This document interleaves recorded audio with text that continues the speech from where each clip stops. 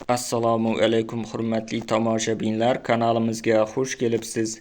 Videoni ko'rishdan oldin kanalimizga obuna bo'lib qo'yishni unutmang.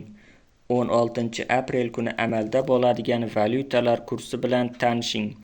Rossiyadan O'zbekistonga pul yuborish endi yanada qulay va tushunarli. AnjirPay moliyaviy ishlaringiz uchun yagona ilova. Rossiyadagi bank kartalaridan Humo, Uzcard va Visa kartalariga pul o'tkazmalari, shuningdek naqd pul yuborish xizmati ham mavjud. Kommunal xizmatlar, internet, TV, jarimalar, soliq va kredit to'lovlari 24/7 qo'llab-quvvatlash xizmati. AnjirPay Rossiyadan O'zbekistonga qulay pul o'tkazmalari. Ilovani barcha platformalardan yuklab oling. 1 AQSh dollari 12.190 so'm 43 tiyin bo'lib 49 so'm 5 tiyinga qimmatladi.